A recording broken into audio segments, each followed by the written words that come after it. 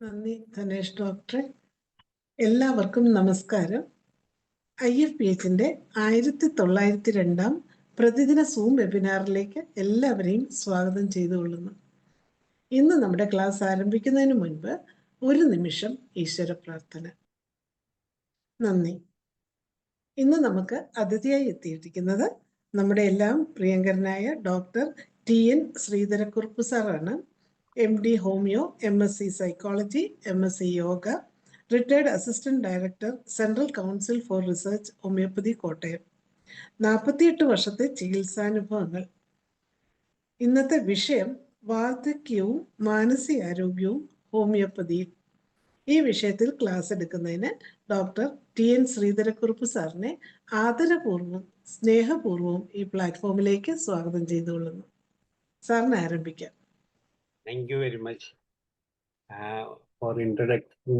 എന്നെ പരിചയപ്പെടുത്തിയതിൽ ഡോക്ടർ മറിയാമ്മ ജോണിന് വളരെയധികം നന്ദി. ആദ്യമായിട്ട് ദൈവത്തിനും അതുപോലെ തന്നെ നമ്മുടെ ഡോക്ടർ ഫോണ്ടായ ക്രിസ്ത്യൻ പ്രൊഡക്ട് സാമൂഹ്യനും എൻ്റെ മനസ്സിൽ ധ്യാനിച്ചുകൊണ്ട്, എൻ്റെ ഗുരുക്കന്മാരെയും ധ്യാനിച്ചുകൊണ്ട് ഞാൻ ഈ ക്ലാസ് തുടങ്ങട്ടെ. അതുപോലെ എനിക്ക് അവസരം തരുന്ന ഈ പ്ലാറ്റ്ഫോമിൽ ഇതിൻ്റെ സംഘാടകരോടും എൻ്റെ ഹൃദയം നിറഞ്ഞ ആത്മാർത്ഥമായുള്ള നന്ദി രേഖപ്പെടുത്തിക്കൊണ്ട് എൻ്റെ ക്ലാസ് തുടങ്ങട്ടെ. ഇന്നത്തെ വിഷയം വാർദ്ധക്യവും മാനസാരോഗ്യവും ഹോമിയോപ്പതിയിലൂടെ എന്നുള്ളതാണ്. വാർദ്ധക്യത്തിന്റെ മനഃശാസ്ത്രം. എപ്പോഴേലും സ്പീഡ് കൂടിയാ പറഞ്ഞോണേ. പറഞ്ഞോളാം സാറേ.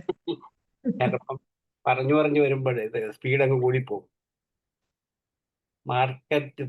വാർദ്ധക്യത്തിന്റെ മനഃശാസ്ത്രം.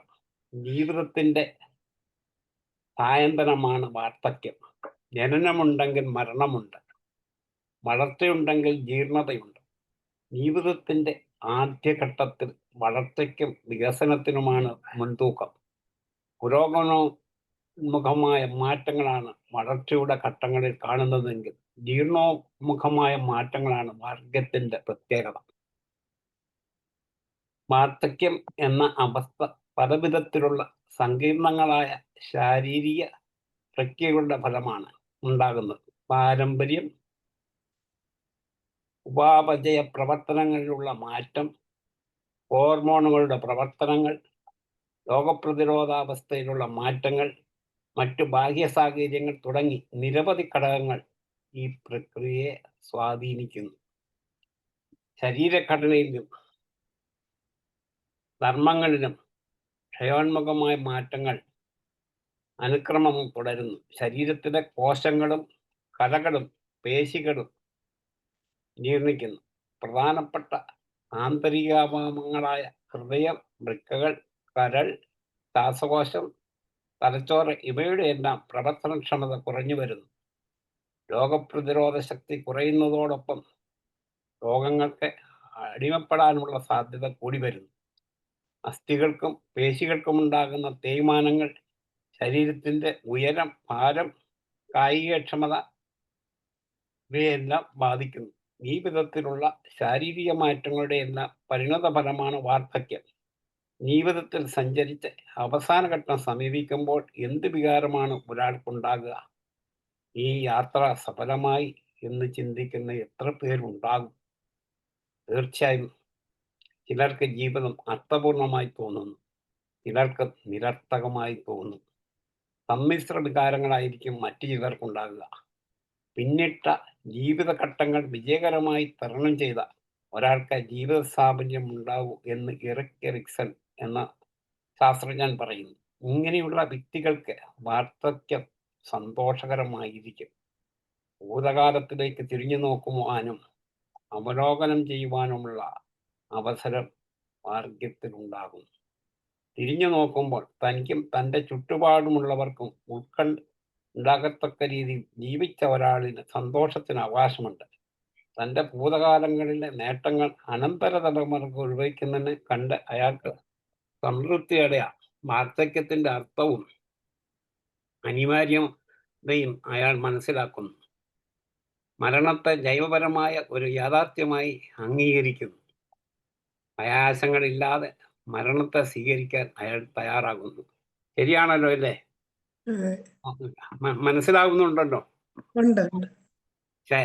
ശരീരക്ഷമത കുറയുന്നതോടെ പലരും ഏർപ്പെട്ടിരുന്ന തൊഴിലുകളിൽ നിന്ന് പിന്തിരിയാൻ നിർബന്ധിക്കപ്പെടും. തൊഴിൽ നഷ്ടപ്പെടുന്നത് സാമ്പത്തിക പ്രയാസങ്ങൾക്ക് വഴിതെളിക്കുന്നു. പ്രതീക്ഷിക്കുന്ന രീതിയിൽ ജീവിതത്തിൻ്റെ ഗുണനിലവാരം നിലനിർത്തുന്നതിന് പലർക്കും കഴിയാതെ വരുന്നു.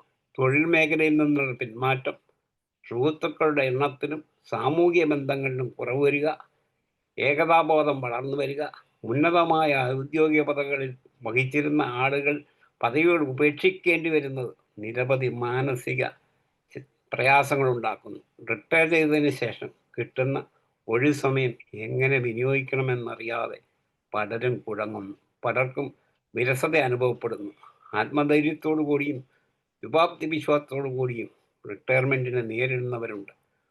ഒഴിവു സമയങ്ങൾ വിനിയോഗിക്കാൻ സന്തോഷകരമായ മാർഗങ്ങൾ അവർ കണ്ടെത്തുകയും ജീവിത സാഹചര്യങ്ങൾ സംഘടിപ്പിക്കുകയും ചെയ്യുന്നു. വാർദ്ധക്യത്തിലെത്തുന്നവർ നിരവധി ശാരീരിക, മാനസിക, സാമൂഹിക, വൈകാരിക പ്രശ്നങ്ങൾ അഭിമുഖീകരിക്കേണ്ടി വരുന്നു. വാർദ്ധക്യ സഹജമായി ഉണ്ടാകുന്ന ശാരീരിക മാറ്റങ്ങൾ പൊരുത്തപ്പെടാൻ പലർക്കും കഴിയുന്നില്ല. ശാരീരിക ആരോഗ്യത്തെക്കുറിച്ച് അവർ അമിതമായി ഉത്കണ്ഠപ്പെടുന്നു. ഉറക്കക്കുറവ്, ദഹനമില്ലായ്മ, ശാരീരിക ക്ഷീണം, സന്ധിവേദനകൾ തുടങ്ങി നിരവധി അസ്വസ്ഥതകൾ ഇവർക്കുണ്ടാകുന്നു. അടുത്ത ബന്ധുക്കളോടും സുഹൃത്തുക്കളുടെയും വിയോഗം ഇവരെ അലട്ടുന്നു. സമകാലീനരായിരുന്ന പലരുടെയും മരണം ഇവരിൽ ഭയവും വ്യാകുലതയും വളർത്തുന്നു. ഉദാഹരണത്തിന്, നമ്മളെക്കാട്ടി പ്രായം കുറഞ്ഞവർ മരിച്ചു കഴിയുമ്പം പലർക്കും അത് എന്നെക്കാട്ടി പ്രായം കുറഞ്ഞവർ മരിച്ചല്ലോ, എനിക്ക് സമയമായല്ലോ എന്നുള്ളൊരു തോന്നൽ വരാൻ സാധ്യത കൂടുതലാണ്. ഭർത്താവിൻ്റെയോ ഭാര്യയുടെയോ മക്കളുടെയോ മരണമാണ് ഇതിൽ ഏറ്റവും ദുസ്സഹമായി തീരുന്നത്. വൃദ്ധർ പലപ്പോഴും പരാശ്രിതരാണ്. പല വിധത്തിലുള്ള രോഗങ്ങൾ അവരെ അലട്ടുന്നു. രോഗങ്ങൾക്ക് കഴിയുന്ന മരുന്നുകളുടെ പാർശ്വഫലങ്ങൾ അവർക്ക് താങ്ങാവുന്നില്ല. ആതുരത്വവും വിഷാദവും ഉത്കണ്ഠയുമെല്ലാം വാർദ്ധക്യത്തോടൊപ്പം തന്നെ വളരുന്നു. ഇതുകൂടാതെ നമ്മുടെ ഈ ചിലപ്പം പ്രകൃതി ദുരന്തങ്ങൾ, യുദ്ധങ്ങൾ മുതലായവ വളരെയധികം അത് പ്രയാസങ്ങൾ. ഇപ്പം ഈ അടുത്ത കാലത്തായിട്ട് ഈ ടെററിസ്റ്റിൻ്റെ അറ്റാക്കുകളൊക്കെ കൂടുതൽ വരുമ്പോഴും നമ്മുടെ കാര്യം നമ്മളെ ബാധിക്കുന്ന അല്ലെങ്കിൽ പോലും നമുക്കൊരു വളരെയധികം ദുഃഖം തോന്നും. പ്രത്യേകിച്ച് പല രാഷ്ട്രങ്ങളിലും നിരപരാധികളായ മനുഷ്യർ മരിക്കുമ്പോൾ നമുക്കുണ്ടാകുന്ന വ്യാകുലത, ബുദ്ധിമുട്ട്, വിഷാദം നമുക്ക് കൂടുതലായിട്ടുണ്ടാകാം. വാർദ്ധക്യവും മാനസികാരോഗ്യ പ്രശ്നങ്ങളും. ലോക ജനസംഖ്യയിൽ വൃദ്ധരുടെ എണ്ണം ക്രമേണ കൂടി വരികയാണ്. 1981 സെൻസസ് പ്രകാരം ഭാരതത്തിൽ 685 മില്യൺ ആളുകളിൽ 45 മില്യൺ, അതായത് ഏകദേശം 6.5 ആളുകൾ 60 വയസ്സിന് മുകളിലുള്ളവരാണെന്ന് കണക്കാക്കപ്പെട്ടു. 1991, അതായത് 10 വർഷത്തിലെത്തിയപ്പോഴും വൃദ്ധരുടെ ജനസംഖ്യ 55 മില്യനായി വളർന്നു എന്നാണ് അനുമാനിക്കപ്പെടുന്നത്. ഈ വളർച്ചാ നിരക്ക് തുടരുകയാണെങ്കിൽ ഒരാണ്ട് വൃദ്ധരുടെ സംഖ്യ 76 മില്യണിൽ എത്തി ഏകദേശം 25ഓടുകൂടി 100 മില്യണിൽ കൂടുതലും വന്നിരിക്കണം. വൃദ്ധരുടെ ജനസംഖ്യ വളരുന്നതിനനുസരിച്ച് വാർദ്ധക്യ സഹജമായ രോഗങ്ങളുടെയും വർധന പ്രതീക്ഷിക്കാവുന്നതാണ്. വൃദ്ധരുടെ ശാരീരിക, മാനസിക, വൈകാരിക പ്രശ്നങ്ങൾ ഇന്ന് നമ്മുടെ സമൂഹത്തിൽ തീർത്തും അവഗണിക്കപ്പെട്ടിരിക്കുകയാണ്. വരും കാലങ്ങളിൽ ശ്രദ്ധിക്കപ്പെടേണ്ട ഒരു പൊതുജനാരോഗ്യ പ്രശ്നമായി മാറും എന്നത് തീർച്ചയാണ്. വാർദ്ധക്യത്തിൽ സാധാരണയായി കാണപ്പെടുന്ന ചില മാനസാരോഗ്യ പ്രശ്നങ്ങളെക്കുറിച്ചാണ് ഇവിടെ പ്രതിപാദിക്കുന്നത്. നമ്മളിവിടെ കൂടുതൽ ശാരീരിക പല വിഷമതകളുമുണ്ട്, കുറച്ചൊക്കെ അത് പറയാം. പക്ഷെ പ്രധാനം മാനസിക രോഗങ്ങൾ എന്നുള്ള വിഷയമായതുകൊണ്ട്, വാർദ്ധക്യവും മാനസിക രോഗവും ഹോമിയോപ്പതിയിലൂടെ എന്നുള്ള വിഷയമായതുകൊണ്ട് അതിനെക്കുറിച്ചാണ് കൂടുതൽ സംസാരിക്കുന്നത്. Organic mental disorders. ഒന്നാമത്തെ, മനുഷ്യൻ്റെ ചിന്തകളെയും വൈകാരികാവസ്ഥകളെയും പ്രവൃത്തികളെയും എല്ലാം നിയന്ത്രിക്കുന്ന മസ്തിഷ്കമാണ്. മസ്തിഷ്ക സംബന്ധമായ തകരാറുകൾ ഒരാളുടെ സ്വഭാവത്തെയും പ്രവൃത്തിയുടെയുമെല്ലാം ബാധിക്കുന്നു. മസ്തിഷ്കത്തിൽ ഉണ്ടാകുന്ന ഘടനാപരമോ രാസപ്രവർത്തനത്തെ സംബന്ധിക്കുന്നതായ തകരാറുകൾ കൊണ്ടോ മസ്തിഷ്ക ധർമ്മത്തെ ബാധിക്കുന്ന ശാരീരിക പ്രവർത്തനങ്ങളുടെ തകരാറുകൾ കൊണ്ടോ ഉണ്ടാകാവുന്ന മാനസിക രോഗങ്ങളാണ് ഓർഗാനിക്കൽ മെൻ്റൽ ഡിസോർഡറിൽ കാണുന്നത്. ഉദാഹരണത്തിന് ഡെലീറിയം, ഡയമെൻഷ്യ എന്നീ 2 അവസ്ഥകളാണ് ഇതിൽ പ്രധാനമായുള്ളത്. എന്താണ് ഡെലീറിയം? ഡെലീറിയം മസ്തിഷ്കത്തിൻ്റെ പ്രവർത്തനങ്ങൾ താൽക്കാലികമായി തകരാറിലാകുന്ന ഒരവസ്ഥയാണിത്. ഈ അവസ്ഥയ്ക്ക് കാരണമാകുന്ന ഘടകങ്ങൾ നിയന്ത്രിക്കപ്പെടുന്നതോടുകൂടി രോഗി പഴയ നിലയത്തിലെത്തുന്നു. ശാരീരിക രോഗങ്ങൾ മൂർച്ഛിക്കുന്ന അവസരത്തിൽ പല രോഗികളും ബോധമില്ലാതെ തപ്പിപ്പറയും പിച്ചും പേയും പറയുകയും ചെയ്യുന്നത് പലരും കണ്ടിരിക്കാം. ശാരീരിക രോഗങ്ങളുടെ നില ഭേദമാകുന്നതോടെ രോഗിയുടെ മാനസിക അസ്വസ്ഥതകൾ കുറയുന്നതായും കാണാം. ഞാനിപ്പോൾ ഒരു രോഗിയെ ചികിത്സിക്കുന്നുണ്ട്. 105 വയസ്സായി. 1 വർഷം വരെ ഒരു കുഴപ്പമില്ല. അവർക്കൊരു 35 വർഷം മുമ്പ് ബ്രസ്റ്റിൽ ക്യാൻസർ വന്ന ബ്രസ്റ്റ് റിമൂവ് ചെയ്തു. അത് കഴിഞ്ഞ് ഏത് അസുഖം വന്നാലും ഞാൻ വല്ലപ്പോഴുമൊക്കെ വരുവുള്ള അസുഖം, അന്നേരമൊക്കെ ഞാനാണ് ചികിത്സിച്ചിരുന്നത്. ഈ ഒരു 1-2 മാസമായിട്ട് അവർ ഉറക്കക്കുറവ് ആദ്യം തുടങ്ങി. അത് കഴിഞ്ഞ് അവരിന്നേ വരെ ഒരു അഴുക്ക് ഭാഷ സംസാരിക്കുകയോ വേറുള്ളവരുമായിട്ട് വഴക്ക് പിടിക്കുകയോ ചെയ്തിട്ടില്ല. വേറുള്ളവരെ ആക്രമിക്കുക, അതുപോലെ ദുർവാചകങ്ങൾ ഉപയോഗിക്കുക, ഇതെല്ലാം തുടങ്ങി. പല സൈക്കാട്രിസ്റ്റും സൈക്കോളജിസ്റ്റിനെയൊക്കെ കണ്ടെങ്കിലും കുറഞ്ഞില്ല. ഇപ്പം ട്രീറ്റ്മെൻറ്റിലാണ് ഒരു സ്വല്പം ആശ്വാസമുണ്ട്. അതുപോലെ വേറൊരു കേസിൽ ഞാൻ വിഷാദ രോഗത്തിന് ഓൾഡ് ഏജിൽ ഒരാളെൻ്റെ അടുത്ത് വന്നു. ആദ്യം വിഷാദ രോഗം കുറഞ്ഞു, പക്ഷേ അത് കഴിഞ്ഞപ്പോഴത്തേക്കും വിഭ്രാന്തിയിലോട്ട് മാറിയപ്പം അത് വീണ്ടും വരാൻ സാധ്യതയുള്ളത് കൊണ്ട് ഒരു സൈക്കാട്രിസ്റ്റിനെ റെഫർ ചെയ്തു. ഞാൻ നോക്കിയിട്ട് അങ്ങോട്ട് പൂർത്തി ശരിയാകുന്നില്ല. ഇപ്പം കുഴപ്പമൊന്നുമില്ല. പലപ്പോഴും നമ്മുടെ ഇപ്പം മെൻ്റൽ ഡിസീസിൽ പലപ്പോഴും നമ്മൾക്കറിയാം, നമ്മൾ ഹോമിയോപ്പതി മരുന്ന് കഴിച്ചതിന് ശേഷം അലോപ്പതി മരുന്ന് കഴിച്ചാൽ ഇതിനെക്കാട്ടി കൂടുതൽ പ്രയോജനമുള്ളതായിട്ട് എൻ്റെ അനുഭവത്തിൽ നിന്നുള്ളത് പറയാണ്. ഡെലീറിയം എന്ന അവസ്ഥയിൽ മസ്തിഷ്കത്തിൻ്റെ അടിസ്ഥാനപരമായ ധർമ്മങ്ങൾക്ക് കുഴപ്പം സംഭവിക്കുന്ന രോഗിയുടെ ബോധം മങ്ങുന്നു. സ്ഥലകാല ബോധത്തിന് മാറ്റമുണ്ടാകുന്നു. പരിസരബോധം കുറഞ്ഞ് ചുറ്റുപാടുകളെക്കുറിച്ച് തെറ്റായ വിലയിരുത്തലുകൾ നടത്തുന്നു. പരിചയമുള്ള ആൾക്കാരെ തിരിച്ചറിയാൻ പ്രയാസം രൂപപ്പെടുന്നു. ശ്രദ്ധ കേന്ദ്രീകരിക്കാൻ കഴിയാതെ വരുന്നു. ഓർമ്മശക്തി, ബുദ്ധിശക്തി, ചിന്താശക്തി ഇവയൊക്കെ തകരാറിലാകുന്നു. ഭയം, പരിഭ്രമം തുടങ്ങി വിവിധതരം അസ്വസ്ഥതകൾ രോഗികൾ കാണുന്നു. അങ്ങനെ പലതരം അസ്വസ്ഥതകളുണ്ട്. കാരണങ്ങൾ അതിൻ്റെ കോസാണ്. മസ്തിഷ്കത്തിലുണ്ടാകുന്ന ക്ഷതങ്ങൾ, meningitis, encephalitis, sub arachnoid haemorrhage, വിവിധതരം മരുന്നുകൾ, അന്തഃസ്രാവി ഗ്രന്ഥികളുടെ തകരാറുകൾ, diabetes, hyperthyroidism, hypothyroidism, pituitary, parathyroid, adrenal ഗ്രന്ഥികളുടെ തകരാറുകൾ, ശാരീരിക രോഗങ്ങൾ, കരൾ സംബന്ധമായ രോഗങ്ങൾ, ഉദാഹരണം ഹെപ്പറ്റൈറ്റിസ്, എൻകഫലോപ്പതി, വൃക്കസംബന്ധമായ യുറിമിക് എൻസഫൈലോപ്പതി, ശ്വാസകോശ സംബന്ധമായ രോഗങ്ങൾ, കാർഡിയാക്ക്, ഹൈപ്പോടെൻഷൻ, വിറ്റാമിനുകളുടെ അഭാവം,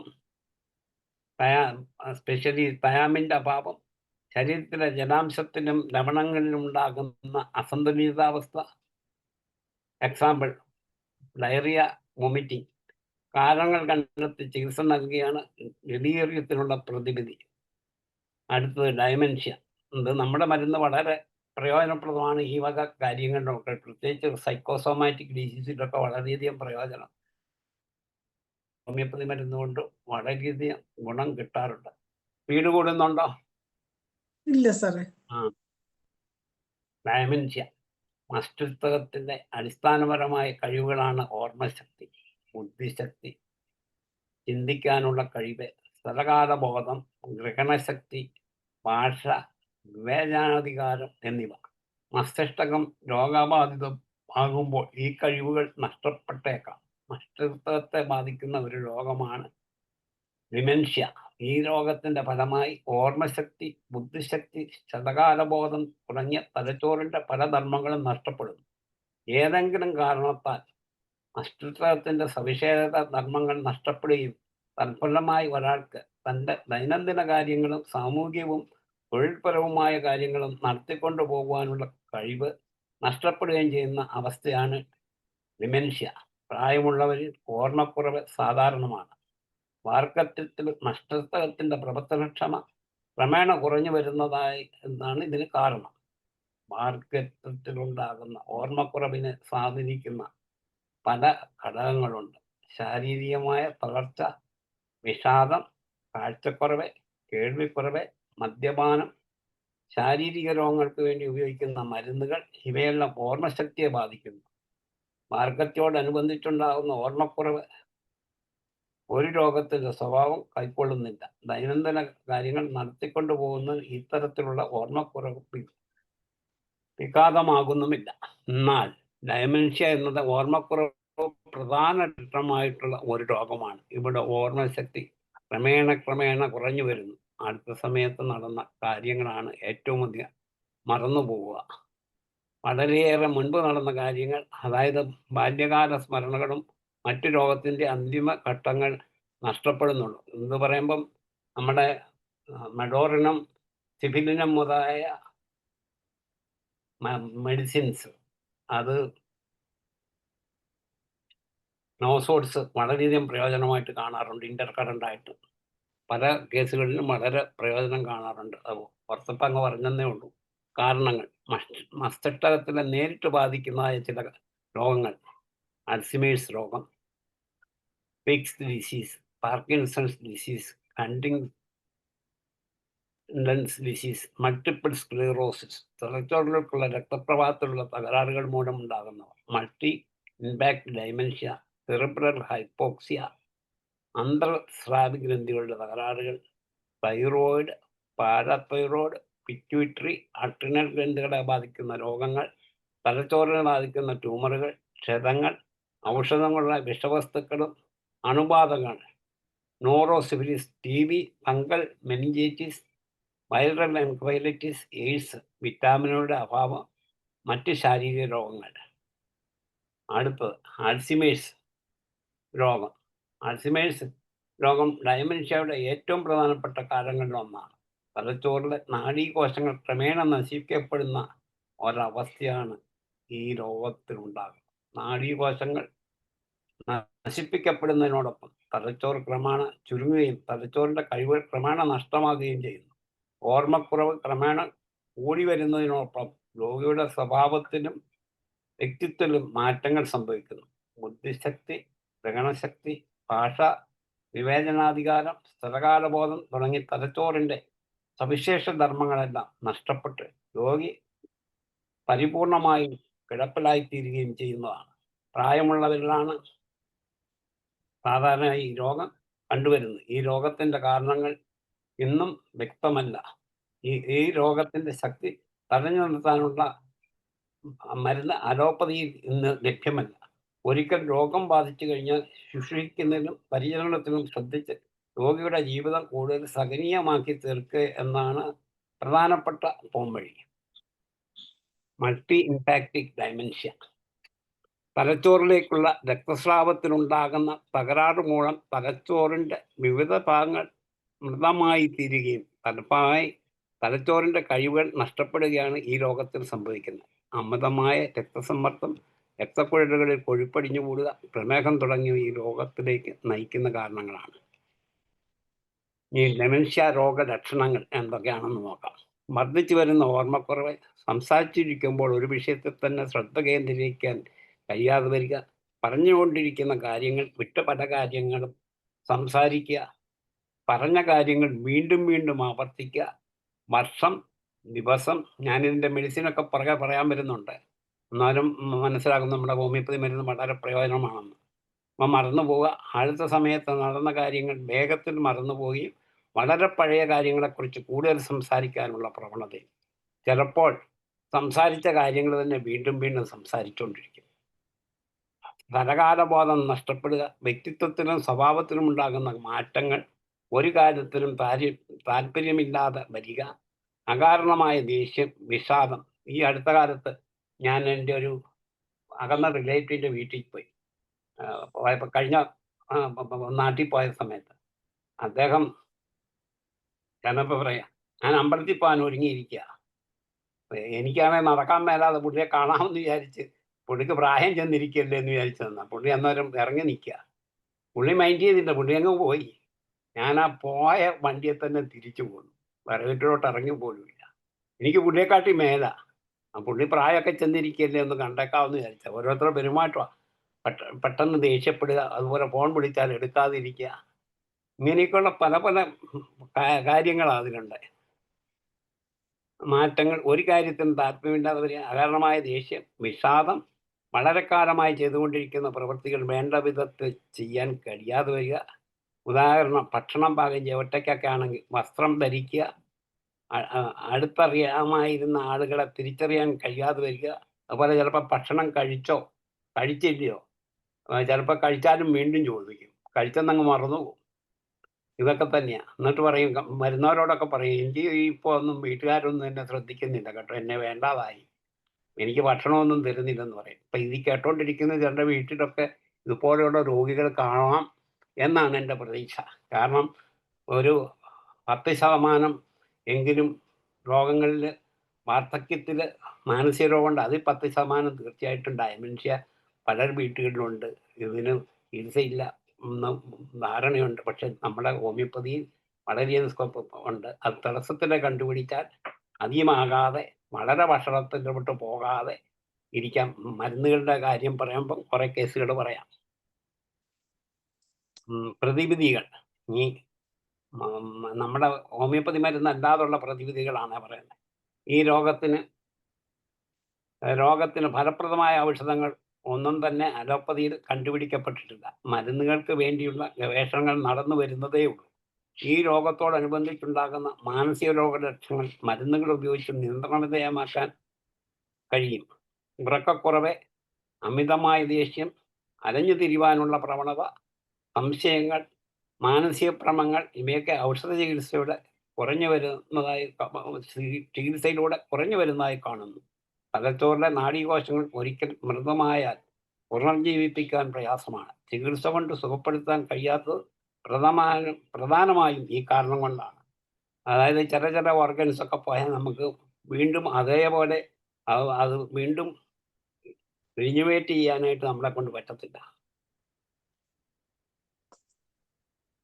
ഉറക്കക്കുറവ്, അമിത ദേഷ്യം, അലഞ്ഞു തിരിഞ്ഞു നടക്കാനുള്ള സംശയങ്ങൾ, മാനസിക ഭ്രമങ്ങൾ, ഇവയൊക്കെ ഔഷധ ചികിത്സയിലൂടെ കുറഞ്ഞു വരുന്നതായി കാണുന്നു. തലച്ചോറിലെ നാഡീകോശങ്ങൾ ഒരിക്കൽ മൃദുവായാൽ പുനർജീവിപ്പിക്കുവാൻ പ്രയാസമാണ്. ചികിത്സ കൊണ്ട് സുഖപ്പെടുത്താൻ കഴിയാത്തത് പ്രധാനമായും ഈ കാരണം കൊണ്ടാണ്. ഡയമെൻഷ്യ രോഗികളുടെ ശുശ്രൂഷയും പരിചരണവും ഇത് വളരെ പ്രധാനപ്പെട്ട ഒരു കാര്യമാണ്. ശുശ്രൂഷയുടെയും പരിചരണത്തിലൂടെയും രോഗിയുടെ ജീവിതത്തിൻ്റെ ഗുണനിലവാരം ഉയർത്തുക എന്നാണ് പ്രധാനം. ഡയമെൻഷ്യ രോഗികളെ പരിചരിക്കുന്നത് വളരെ ശ്രമകരമായ ഒരു ജോലിയാണ്. അതായത് വീട്ടിലൊക്കെ അയൽവക്കത്തൊക്കെ ഉള്ളവരെ കാണുമ്പോൾ നമുക്കറിയാം എന്തെല്ലാം പാടുണ്ടോ. താഴെ പറയുന്ന കാര്യങ്ങൾ പ്രത്യേകം ശ്രദ്ധിക്കുക. ശാന്തവും പരിചിതവുമായ അന്തരീക്ഷത്തിൽ രോഗിക്ക് ആശ്വാസമാവുക. വളരെയധികം ശബ്ദ മാലിന്യങ്ങളും അമിതമായ പ്രകാശവും ആൾക്കൂട്ടവുമൊക്കെ രോഗിക്ക് അരോചകമായി തീർന്നേക്കാം. പരിചയമില്ലാത്ത ചുറ്റുപാടുകളിലേക്ക് മാറ്റുന്നത് രോഗം വഷളാക്കാൻ ഇടയാക്കിയേക്കുന്നു.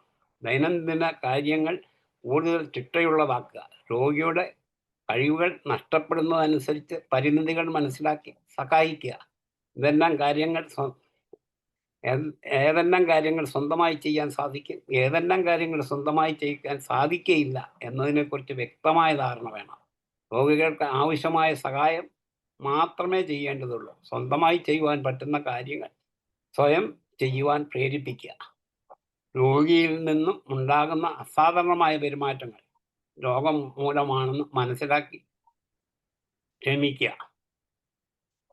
രോഗിയുമായി വാക്കുതർക്കത്തിൽ ഏർപ്പെടാതിരിക്കുക. രോഗിക്ക് അർഹതപ്പെട്ട ആദരവും ബഹുമാനവും നൽകുക. വളരെയധികം ക്ഷമയോടും സ്നേഹത്തോടും കൂടി വേണം ഡിമെൻഷ്യ രോഗികളെ പരിചരിക്കേണ്ടത്. രോഗി ഉപയോഗിക്കുന്ന സാധനങ്ങളും രോഗിക്ക് പരിചയമുള്ള വസ്തുക്കളും എപ്പോഴും യഥാസ്ഥാനത്ത് തന്നെ വെച്ചിരിക്കണം. ഒരു സ്ഥാനത്ത് തന്നെ അവരെ മാറ്റിയാൽ തന്നെ ആ കട്ടിൽ അവർക്കൊരു മനസ്സിൽ പണ്ട് മുതലുള്ള ഒരു ഇതുണ്ട്. ആ സ്ഥലത്ത് തന്നെ വെച്ചാലേ അവർക്ക് അത് കണ്ടുപിടിക്കാൻ എളുപ്പമാവും. അല്ലെങ്കിൽ അവർ കിടന്ന് തപ്പും. അവർക്ക് ഒന്നുകൂടെ രോഗം കൂടത്തേ ഉള്ളൂ. രോഗിയെ മറ്റൊരു സ്ഥലത്തേക്കോ വീട്ടിലോ തന്നെ വേറൊരു മുറിയിലേക്കോ മാറ്റുമ്പോൾ രോഗിക്ക് പരിചയമുള്ള വസ്തുക്കളും അങ്ങോട്ട് മാറ്റുക. മുൻപ് ഉപയോഗിച്ചിരുന്ന മുറിയിൽ സാധനങ്ങൾ വെച്ചിരുന്നത് പോലെ തന്നെ ക്രമത്തിൽ വേണം പുതിയ മുറിയും ചിട്ടപ്പെടുത്താൻ. പ്രധാനമാണ് ഇതൊക്കെ രോഗികളെ ശുശ്രൂഷിക്കുന്നവർ അറിഞ്ഞിരിക്കേണ്ട ചില പ്രശ്നങ്ങളും അവയുടെ പരിഹാര മാർഗങ്ങളും. ഡിമെൻഷ്യയുമായി ബന്ധപ്പെട്ട് രോഗിയുടെ വ്യക്തിത്വത്തിലും സ്വഭാവത്തിലും വളരെയധികം മാറ്റങ്ങൾ ഉണ്ടാകുമെന്ന് നേരത്തെ പറഞ്ഞിരുന്നുവല്ലോ. ഇത് രോഗിയുടെ ദൈനംദിന ജീവിതത്തെ വളരെയധികം പ്രയാസകരമായി തീർക്കുന്നു. ഏതൊക്കെയാണ് ഈ പ്രശ്നങ്ങളെ എങ്ങനെ ലഘൂകരിക്കാം? ദിനചര്യകളും ശുചിത്വവുമായി ബന്ധപ്പെട്ട പ്രശ്നങ്ങൾ, വിശപ്പും ഭക്ഷണവും. രോഗികൾ ഭക്ഷണം കഴിക്കുന്നതിൽ വിമുഖത കാട്ടുകയോ ഭക്ഷണം തിരസ്കരിക്കുകയോ ചെയ്തേക്കാം. വിശപ്പില്ലായി ഈ വിധത്തിലുള്ള രോഗികൾ സാധാരണമാണ്. ചിലപ്പോൾ വിശപ്പ് കൂടുതലുള്ളതായിട്ടും നമുക്ക് കാണാൻ പറ്റും. പലരും കഴിച്ചതങ്ങ് മറന്നു, എത്ര കഴിച്ചാലും മതിയാകുകയില്ലാത്ത രോഗികളുണ്ട്. രോഗി ഭക്ഷണം കഴിക്കാതെ വരുന്നുവെങ്കിൽ അതിൻ്റെ കാരണം എന്തെന്ന സൂക്ഷ്മ നിരീക്ഷണത്തിൽ നിന്ന് മനസ്സിലാക്കുവാൻ ശ്രമിക്കുക. കൃത്യസമയത്ത് ഭക്ഷണം കൊടുക്കുവാൻ ശ്രദ്ധിക്കുക. ഭക്ഷണം കഴിക്കുന്ന അന്തരീക്ഷം ശാന്തവും സ്വസ്ഥവുമായിരിക്കണം. ഒരേ സ്ഥലത്ത് വെച്ച് തന്നെ എന്നും ഭക്ഷണം കൊടുക്കുക. കഴിയുന്നതും വളരെ കുറച്ച് പാത്രങ്ങളെ രോഗിയുടെ മുൻപിൽ ഉണ്ടാകാവൂ. ചവയ്ക്കാനും വിഴുങ്ങാനും പ്രയാസമുള്ള ഭക്ഷണങ്ങൾ നൽകാതിരിക്കുക. ചവയ്ക്കാൻ പ്രയാസമുള്ള രോഗികൾക്ക് കുഴമ്പ് രൂപത്തിലോ കുടിക്കാൻ പാകത്തിലോ നൽകുക. രോഗിക്ക് ഭക്ഷണം കഴിച്ചു തീരാൻ വേണ്ട സമയവും സാവകാശവും സ്വസ്ഥതയും നൽകുക. രോഗിയുടെ ഇഷ്ടാനിഷ്ടങ്ങൾ വിലകൽപ്പിക്കുക. ശാരീരിക ശുചിത്വം. രോഗിക്ക് കുളിക്കുവാനും വസ്ത്രം മാറ്റുവാനുമുള്ള വിമുഖത ഉണ്ടായേക്കാം. ഈ പ്രവൃത്തികൾ ചെയ്യുന്നതിന് അവരെ പരമാവധി സഹായിക്കുക. ചിലപ്പം വസ്ത്രങ്ങൾ അങ്ങോട്ടും ഇങ്ങോട്ടൊക്കെ മാറിക്കിടന്നിരിക്കും. ചിലപ്പോൾ ഉടുത്തിട്ടുണ്ടോ ഉടുത്തിട്ടില്ലോ എന്നുള്ളതൊന്നും അറിയത്തില്ല. പക്ഷേ ഇതൊന്നും മനഃപൂർവ്വമല്ല. പക്ഷേ ചിലരുണ്ട് ഇതൊക്കെ മനഃപൂർവ്വമാണെന്ന് വിചാരിച്ച് ശകാരിക്കുകയും ശാസിക്കുകയൊക്കെ ചെയ്യും. അതൊന്നും ചെയ്യരുത്. ഇതിനായി ദിവസേന ഒരു പ്രത്യേക സമയം ഇതിനായി മാറ്റിവെക്കുക. രോഗിയെ കുളിപ്പിക്കാനും വസ്ത്രം മാറാനും ഒക്കെ. രോഗിയുടെ ഇഷ്ടത്തിനനുസരിച്ച് തണുപ്പ് വെള്ളമോ ഇളം ചൂടുള്ള വെള്ളമോ നൽകുക. സോപ്പ്, തോർത്ത്, എണ്ണ കൃത്യസ്ഥലത്ത് തന്നെ വയ്ക്കുക. പ്രത്യേകിച്ച് ശ്രദ്ധിക്കേണ്ട കാര്യം, ഇവർക്ക് ബോധമില്ലാത്തതുകൊണ്ട് ബാത്റൂമിൽ പോകുമ്പോൾ കതകടയ്ക്കരുത്. ചിലപ്പം വീഴാനുള്ള സാധ്യത കൂടുതലാണ്. അതുപോലെ പ്രായമായി കഴിഞ്ഞാൽ എല്ലാവരുടെയും ബാത്റൂമുകളിൽ റീൽസ് വെക്കുക. അല്ലെങ്കിൽ അതിൻ്റെ സെൻറ്ററിൽ ഒരു സ്ക്രൂ ഉറപ്പിച്ചിട്ട് അകത്തൊരു കയറ് കെട്ടുക. എന്നിട്ട് ആ കയറെ പിടിച്ചോണ്ട് ടോയ്ലറ്റിൽ ഇരിക്കുകയും എഴുന്നേൽക്കുകയൊക്കെ ചെയ്യുള്ളൂ. അതൊക്കെ പ്രത്യേകം ശ്രദ്ധിക്കേണ്ട കാര്യങ്ങളാണ്. അല്ലെങ്കിൽ ഓൾഡ് ഏജിലുണ്ടാകുന്ന ഒരു പ്രധാനപ്പെട്ട ഇതാണ് ഒടിവ്, ചതവ്, വീഴ്ച മുതലായവ. അങ്ങനെയാണ് പലരും മരിക്കാറ് പതിവ്. അതോടുകൂടി അവരുടെ ശിഷ്ടഭാഗം തീരും. അപകട സാധ്യത പരമാവധി ഒഴിവാക്കുക. ഒരിക്കലും രോഗിയെ തനിച്ചാക്കിയിട്ട് പോകരുത്. ആരെങ്കിലും ഒരാൾ വേണം വീട്ടിൽ. എല്ലാവരും കൂടെ എന്തെങ്കിലും ഫംഗ്ഷനൊക്കെ പോയാൽ രോഗിക്ക് ഓട്ടെ അവിടെ അത് രോഗിയെ ഒന്നുകൂടെ വിഷമത്തിലാകും. മനസ്സിലാകുന്ന തരത്തിലുള്ള ലഘുവായ നിർദ്ദേശങ്ങൾ നൽകുക. വസ്ത്രധാരണം. വസ്ത്രം മാറ്റുവാൻ പല രോഗികൾക്കും താല്പര്യക്കുറവുണ്ടാകും. വസ്ത്രം കൊടുത്താൽ തന്നെ എങ്ങനെ ധരിക്കണം എന്ന അറിവ് നഷ്ടപ്പെട്ടു പോയിരിക്കുന്നു. രോഗിയുടെ വിഷമങ്ങൾ മനസ്സിലാക്കി രോഗിയെ സഹായിക്കുക. ഉദാഹരണം, ബട്ടൺസ് ഇടുക, അണ്ടർവെയേഴ്സ് ഒക്കെ ഇടുക. ഇതൊക്കെ വളരെ ബുദ്ധിമുട്ടുള്ള കാര്യമാണ്. ഈ പ്രായമായി കഴിഞ്ഞു കഴിഞ്ഞാൽ ഇതുപോലെയുള്ള മറവി രോഗം വന്നു കഴിഞ്ഞാൽ ചിലപ്പം യഥാസ്ഥാനങ്ങളിൽ ബട്ടൺസ് ഒന്നും, ചിലപ്പം ഉടുപ്പും ബനിയനും ഒക്കെ തലകീഴായിട്ടിടാം, തിരിച്ചും മറിച്ചൊക്കെ ഇട്ടെന്നിരിക്കാം. അതിനൊക്കെ സഹായിക്കുക. മലമൂത്ര വിസർജനം. രോഗി കിടക്കയിലോ വീടിനുള്ളിലോ മലമൂത്ര വിസർജനം ചെയ്യുന്നത് വലിയ പ്രശ്നമായേക്കാം. ദിനചര്യകൾ ചിട്ടപ്പെടുത്തുന്നതിലൂടെ ഒരു പരിധിവരെ ഈ വിഷമങ്ങൾ ലഘൂകരിക്കാവുന്നതാണ്. ചിലപ്പോൾ അറിയാതെ മൂത്രം പോകും, ചിലപ്പോൾ മലം ചിലപ്പോൾ അറിയാതെ പോകുന്നിരിക്കും. ഇതൊക്കെ അറിഞ്ഞുകൊണ്ടല്ല. മലം കഴിയുന്നത് ഒരു റബ്ബർ ഷീറ്റ് ഇട്ടേക്കുക. ആ ശരീരത്തിന്റെ പകുതി ഭാഗത്തിന് താഴെ അരക്കെട്ടിന് താഴോട്ടുള്ള ഭാഗത്തിന് പൊക്കിന് താഴെയായിട്ട് ഒരു റബ്ബർ ഷീറ്റ് നീളത്തിൽ അങ്ങ് ഇടുക. അഥവാ അറിയാതെ പോയാലും അതുപോലെ ഈ മരമൊക്കെ അറിയാതെ പോയാൽ രോഗിയെ പഴിക്കുകയോ അവരോട് ദേഷ്യപ്പെടുകയോ ഒന്നും ചെയ്യരുത്. അറിഞ്ഞുകൊണ്ടും ചെയ്യുന്നതല്ല. നമ്മൾ വിചാരിക്കണം നമുക്കും ഒരു ദിവസം ഇതൊക്കെ തന്നെ വരും, ഇതൊക്കെ അനുഭവം എന്ന് നമുക്ക് മനസ്സിലാവും.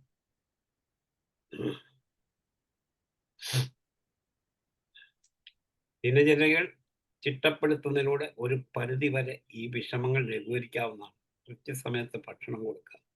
അത് രാവിലെ ആണെങ്കിൽ ഇത്രയ്ക്ക് ഇത്ര മണിക്കകം കൊടുക്കുക എന്ന് വെച്ചാൽ ഉച്ചയ്ക്ക് ഇത്ര മണി തൊട്ട് ഇത്ര മണി, വൈകിട്ട് ഇന്നത്, രാത്രിയിൽ ഇന്ന സമയത്തിനൊക്കെ. അതുപോലെ എപ്പോഴും കുറച്ച് ചെറു ചൂടുവെള്ളം വെച്ചേക്കുക. അതുപോലെ എന്തെങ്കിലും അത്യാവശ്യത്തിന് കഴിക്കണമെന്നുള്ള എന്തെങ്കിലും സാധനം ഉണ്ടെങ്കിൽ അടുത്തൊരു സ്റ്റൂൾ ഇട്ടിട്ട് അവിടെ വെച്ചേക്കുക. അതുപോലെ ബാത്റൂമിൽ പോകാൻ മൂത്രം തെരുതര പോകണമെന്നുള്ള ആൾക്കാരാണെങ്കിൽ ഒരു ബക്കറ്റ് വെക്കുക, എന്നിട്ട് എടുത്തു കളയുക. അതുപോലെ രോഗിക്ക് മലമൂത്ര വിസർജനം നടത്തണമെന്നുണ്ടെങ്കിൽ ആ മരുന്നെ വിളിച്ച ഉടനെ ചെല്ലുക. അല്ലെങ്കിൽ ഞാനിവിടെ എന്നെ ചുമ്മാ ഇരിക്കുകയാണോ എന്ന് ചോദിക്കരുത്. ഞാനെല്ലാം ഇച്ചിരി കഴിഞ്ഞിട്ട് അങ്ങോട്ട് വരാം, കൈ ഒഴിയട്ടെ എന്ന് പറയാതിരിക്കുക. ഇതൊക്കെ അവരെ അധികം അരോചകപ്പെടുത്തുന്ന കാര്യങ്ങളാണ്. വയറിന് അസ്വാസ്ഥ്യമുണ്ടാക്കുന്ന തരത്തിലുള്ള ഭക്ഷണപാനീയങ്ങൾ ഒഴിവാക്കുക.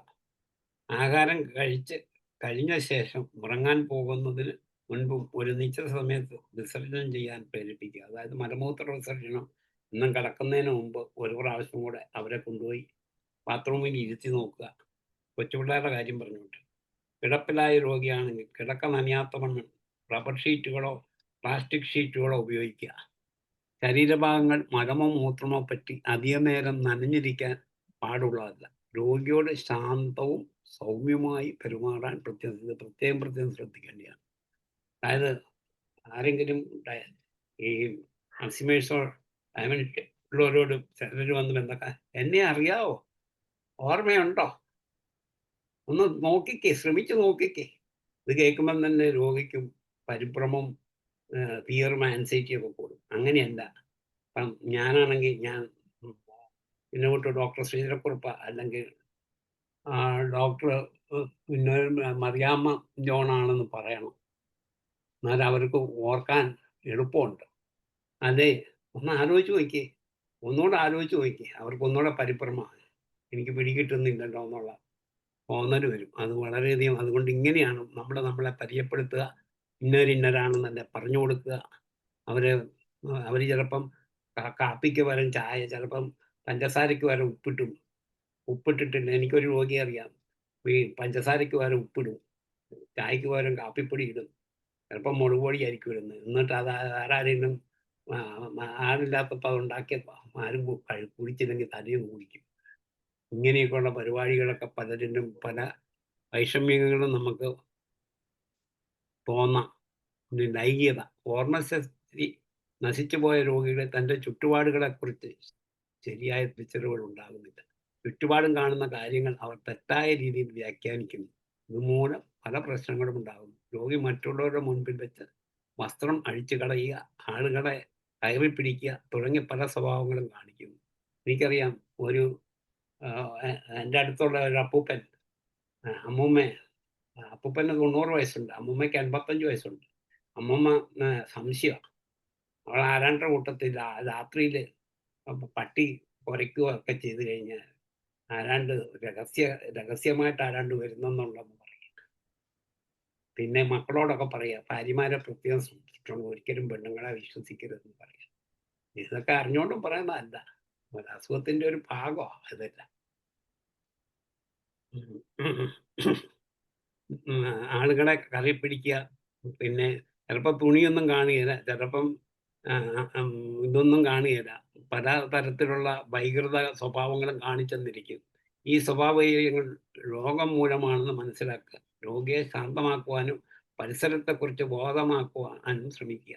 രോഗിയുടെ ശ്രദ്ധ മറ്റു കാര്യങ്ങളിലേക്ക് മാറ്റുക. ഒരിക്കലും രോഗിയുമായി വാക്കുതർക്കത്തിൽ ഏർപ്പെടുകയോ ശിക്ഷിക്കുകയോ ചെയ്യരുത്.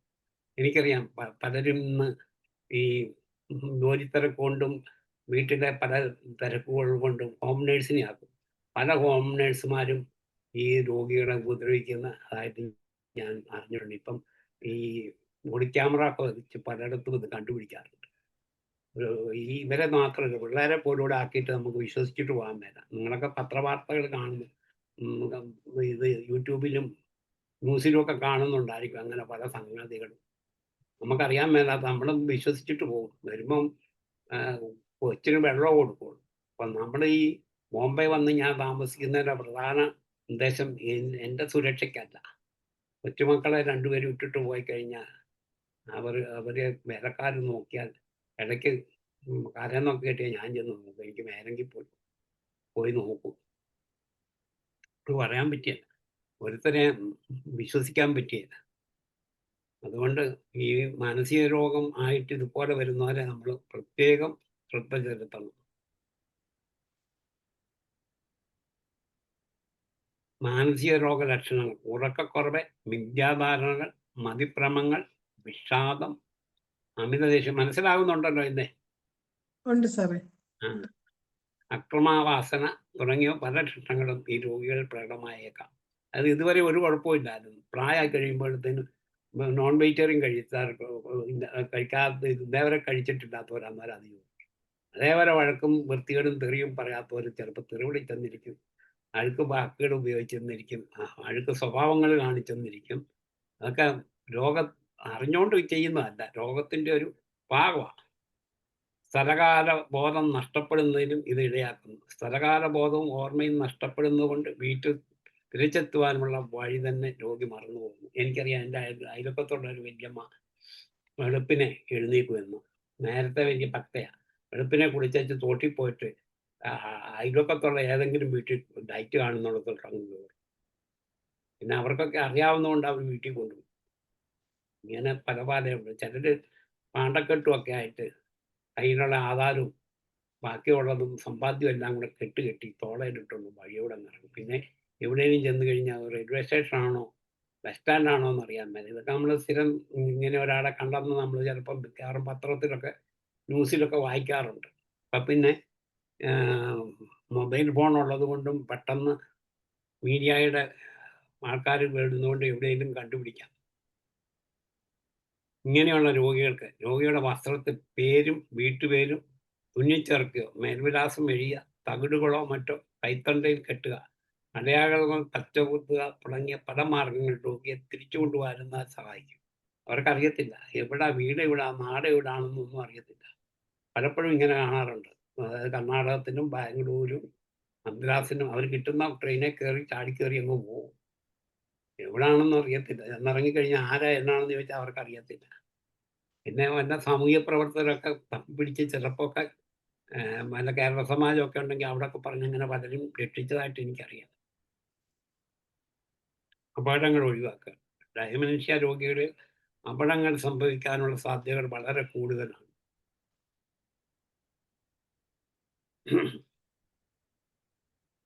ഉദാഹരണം: വീഴ്ച മൂലമുള്ള ഒടിവുകളും ചതവുകളും, ഭക്ഷ്യയോഗ്യമല്ലാത്ത വസ്തുക്കൾ കഴിക്കുക, മരുന്നുകളും വിഷവസ്തുക്കളും മറ്റും.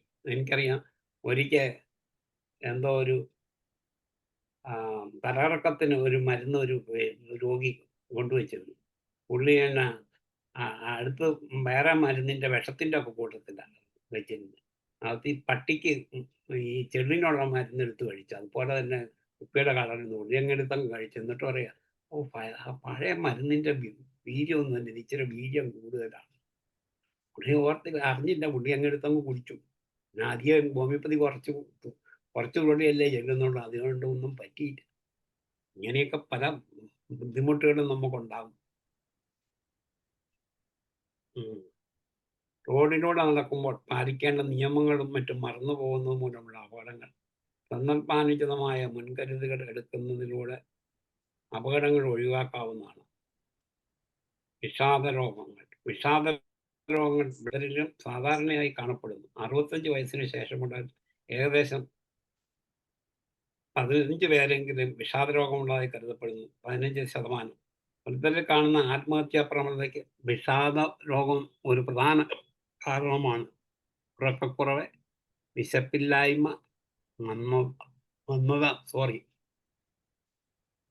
മന്ദത തളർച്ച, വിഷാദചിത്തകളും വിഷാദഭാവവും, ശാരീരിക അസ്വസ്ഥതകൾ, ആത്മഹത്യയെക്കുറിച്ചുള്ള ചിന്തകൾ, ഭർത്തൃതാബോധം തുടങ്ങി വിഷാദ രോഗങ്ങൾ കാണുന്ന ലക്ഷണങ്ങളെല്ലാം ഇവരിൽ പ്രകടമാകുന്നു. അസ്വസ്ഥത, ദേഷ്യം, ശാരീരിക ചലനങ്ങൾ, മന്ദീഭവിക്കുക തുടങ്ങിയ ലക്ഷണങ്ങൾ വാർദ്ധക്യത്തിലുണ്ടാകുന്ന വിഷാദ രോഗങ്ങൾ കാണുന്നു. ശാരീരിക രോഗങ്ങളെക്കുറിച്ചുള്ള അമിതമായ ഭയവും സാമ്പത്തിക വിഷയങ്ങളെക്കുറിച്ചുള്ള അതിരുകടന്ന ചിന്തകളും ഇവരിൽ സാധാരണമാണ്. ഓർമ്മക്കുറവിനെക്കുറിച്ച് ഇവർ നിരന്തരം പരാതിപ്പെടുന്നു. മസ്തിഷ്കത്തെ ബാധിക്കുന്ന ഡയമെൻഷ്യ പോലെയുള്ള അസുഖങ്ങളിൽ നിന്ന് വിഷാദരോഗത്തെ നിർണയിച്ചെടുക്കുവാൻ പ്രയാസം തന്നെ നേരിടുന്നു. വാർദ്ധക്യത്തിൽ അനുഭവപ്പെടുന്ന ഏകാന്തത, ശാരീരിക രോഗങ്ങൾ, അടുത്ത ബന്ധുക്കൾ, ദേഹവിനിയോഗം, ജീവിതപ്രയാസങ്ങൾ ഇവയൊക്കെ പ്രേരകഘടകങ്ങളായി കണക്കാക്കപ്പെടുന്നു. അതായത് നേരത്തെ വീട്ടിലെല്ലാം വലിയ ഭരണമൊക്കെ ആയിട്ടിരുന്ന എല്ലാം ഇതായി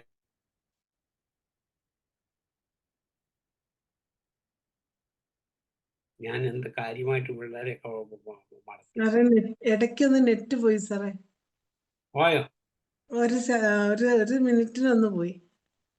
ഇപ്പൊ കേൾക്കാനൊന്നും എനിക്കറിയത്തില്ല. ഇപ്പൊ ഈ പറഞ്ഞ സെന്റൻസ് അത് എൻ്റെ ഒരു സുഹൃത്ത് ഒരാഴ്ച മുമ്പേ വിളിച്ച് 82 വയസ്സുണ്ട്. പുള്ളി പറയായിരുന്നു, അപ്പം പുള്ളി നേരത്തെ സ്കൂട്ടറിലൊക്കെ പോവായിരുന്നു. വെളിയിലോട്ടൊന്ന് പോയി എന്തെങ്കിലും ഒരു മരുന്ന് മേടിക്കണമെങ്കിൽ 10 പ്രാവശ്യം പറഞ്ഞാലും കേൾക്കുകയില്ല. മറന്നുപോയി, നാളെ മേടിക്കാം, നാളെ കഴിഞ്ഞ് മേടിക്കാം. അങ്ങനെ അതുപോലെ വീട്ടിലെ ഒരു കാര്യവും പുള്ളിയോട് ആലോചിക്കുകയില്ല. പുള്ളിയുടെ മക്കളുടെ മക്കളായി. പുള്ളിക്ക് 80-85 വയസ്സായി. പുള്ളി പറഞ്ഞു, എല്ലാ കാര്യത്തിലും ഞാൻ തലയ്ക്ക് ഇൻട്രസ്റ്റ് എടുക്കും, ഇപ്പം എന്നെ ആർക്കും വേണ്ട. പുള്ളി ഈയിടെ എന്നെ വിളിച്ചത് പറഞ്ഞു. എനിക്ക് വളരെ സങ്കടം തോന്നി. നമ്മളിപ്പോൾ എന്നാ ചെയ്യാനാണ്? നമ്മൾ അതിനുള്ള ഉപായം വലിയ പരിചയമില്ല വീട്ടുകാരെ എന്നെ പറഞ്ഞു കൊടുത്തതിന്. ഇങ്ങനെ ഒരുപാട് പ്രായമായി കഴിയുമ്പോൾ നമ്മൾ ഒന്നിനും കൊള്ളുകയല്ല. ഒന്നിനും ഇത് പ്രായമായ പലരും ഇതിൻ്റെ കൂട്ടത്തിൽ കേൾക്കുന്നവരുണ്ടെങ്കിൽ അവർക്ക് അനുഭവമായിരിക്കും. നമുക്ക് അത് തോന്നും, പഴയ ഇമ്പോർട്ടൻസ് ഒന്നും വീട്ടിൽ കിട്ടുകയില്ല. അതായത് മക്കളുണ്ടെങ്കിൽ അവരെ വഴക്ക് പറയുമ്പോൾ നമുക്കത് ദുഃഖം തോന്നും. അതിനൊരു തടസ്സം പിടിക്കാൻ ചെന്ന് കഴിഞ്ഞാൽ ഞങ്ങളുടെ മക്കളെ ഞങ്ങൾക്ക് നോക്കാനറിയാം, നിങ്ങളതിന് ഇൻ്റർഫിയറിൻ്റെ ചെയ്യുമെന്ന് നേരിട്ട് പറയും. അത് നമുക്ക് സ്നേഹം കൊണ്ടാണ് നമ്മൾ അവരെ കരുതലിന് വേണ്ടി അവരെ നോക്കാൻ വേണ്ടി നമ്മൾ അവരോട് താമസിക്കുന്നതെന്ന് വിചാരിച്ചു. അന്നേരം ഇങ്ങനെയുള്ള ഒരു വാക്ക് കേൾക്കുമ്പോൾ നമുക്ക് വളരെയധികം ദുഃഖം തോന്നും. ഇതൊക്കെ അനുഭവമുള്ളവർ പലരും ഈ കൂട്ടത്തിൽ കേട്ടോണ്ടിരിപ്പുണ്ടെന്ന് എനിക്കറിയാം. ഇത് നമ്മുടെ കാര്യം തന്നെ നമ്മൾ ആലോചിച്ചാൽ മതി. അന്നേരം നമുക്ക് ഇതിനൊക്കെ ആൻസർ കിട്ടുന്ന വാർദ്ധക്യത്തിൽ അനുഭവപ്പെടുന്ന ഏകാന്തത, ശാരീരിക രോഗങ്ങൾ, അടുത്ത ബന്ധുക്കളുടെ ദേഹവിയോഗം, ജീവിതപ്രയാസങ്ങൾ ഇവയൊക്കെ പ്രേരക ഘടകങ്ങളായി കാണപ്പെടുന്നു. പിന്നെ മാനിയ ഉണ്ട്, കിസോഫ്രീനിയ ഉണ്ട്. അതൊക്കെ പറഞ്ഞു കഴിഞ്ഞാൽ ഇന്ന് മരുന്നിനെ കുറിച്ചൊന്നും പറയാൻ സമയം കാണുകയില്ല. അതൊക്കെ ഇനി വേറൊരു ക്ലാസ്സിൽ പറയാം. പിന്നെ ലഘുമാനസിക രോഗങ്ങൾ അതുകൂടെ പറഞ്ഞ് നിർത്തിയിട്ട് കുറച്ച് മെഡിസിനെ കുറിച്ചും പറയാം. അല്ലേ, സമയം ഒട്ടും കിട്ടുകയില്ല. ലഘുമാനസിക രോഗങ്ങൾ പലതരത്തിലുള്ള ഉത്കണ്ഠകളും ഭയങ്ങളും വാർദ്ധക്യകാലത്ത് സാധാരണമാണ്. അരക്ഷിതാവസ്ഥ, പലതരം ജീവിതാനുഭവങ്ങൾ എന്നിവ ഉത്കണ്ഠ വർദ്ധിപ്പിക്കുന്നു. ശാരീരിക കാരണങ്ങളെക്കുറിച്ചുള്ള അമിതമായ ആകാംക്ഷ പലരും കണ്ടുവരുന്നു. എനിക്കത് വരുമോ? അതായത് ഒരു ചെസ്റ്റ് പെയിൻ വന്നാൽ ഞാൻ കണ്ടിട്ടുണ്ട് പലരും ചോദിക്കും, ഇത് ഹാർട്ട് അറ്റാക്ക് ആണോ? ഒരിച്ചിരി എന്തെങ്കിലും ഒരു ഇത് വന്നു കഴിഞ്ഞാൽ ഇതാണോ?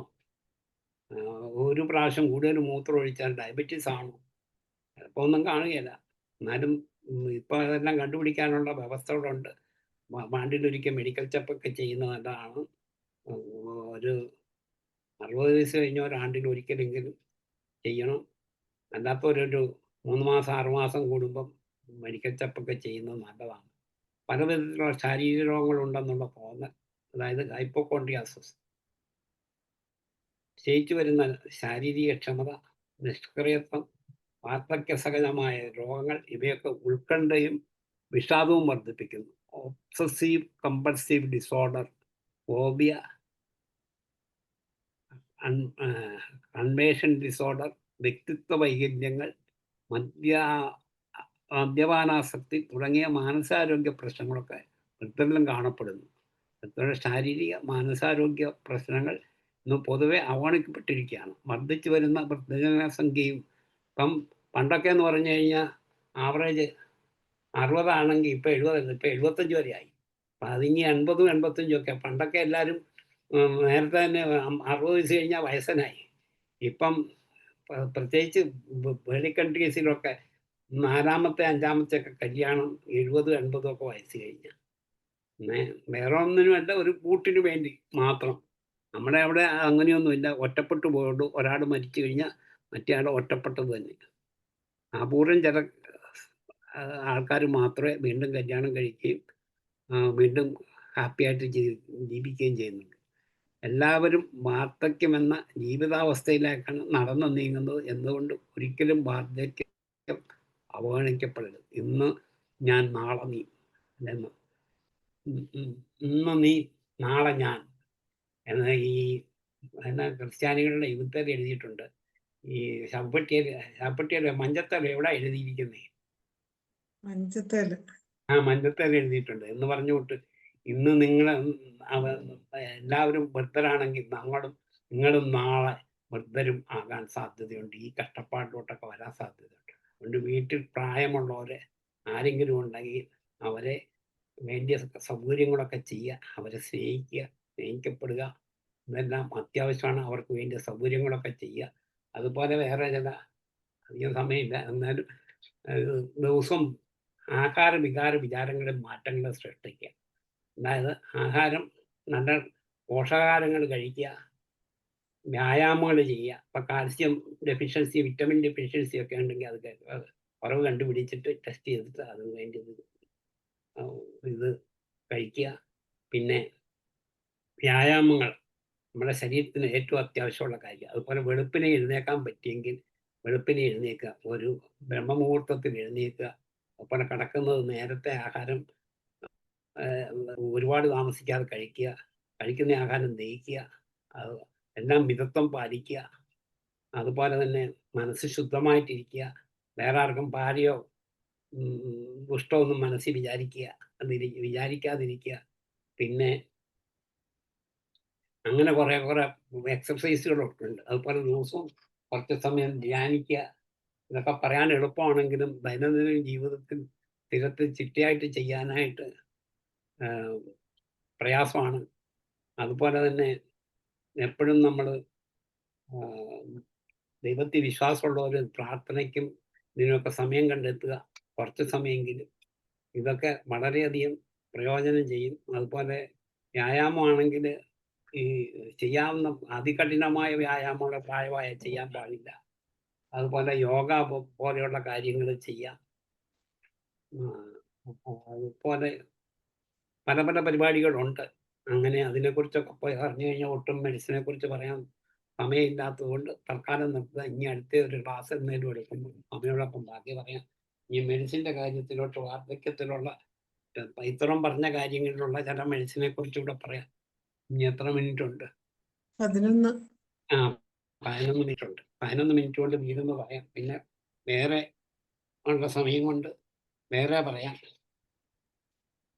ആദ്യം ഡൈമെൻഷ്യയെ കുറിച്ച് പറയാം. ബാക്കിയുള്ളതൊക്കെ ഞാൻ ക്ലാസ് എടുത്തിട്ടുള്ള, അതുകൊണ്ട് അതിലോട്ട് ആദ്യം പോകാം. സെനൈൽ ഡൈമെൻഷ്യ വാർദ്ധക്യത്തിൽ ഏകാഗ്രത, ബുദ്ധിശക്തി, ഓർമ്മശക്തി എന്നിവ ക്ഷയിച്ച് മനസ്സ് പൂർണ്ണമായും ജീർണിക്കുന്ന അവസ്ഥയ്ക്കാണ് സെനൈൽ ഡൈമെൻഷ്യ എന്ന് പറയുന്നത്. ഇത്തരം രോഗികളിൽ ഓർമ്മശക്തിയും ബുദ്ധിശക്തിയും നശിക്കും. സർവകാല ഭ്രമം ബാധിക്കുന്ന രോഗി ക്രമേണ സ്വബോധം നഷ്ടപ്പെട്ടതായി മാറും.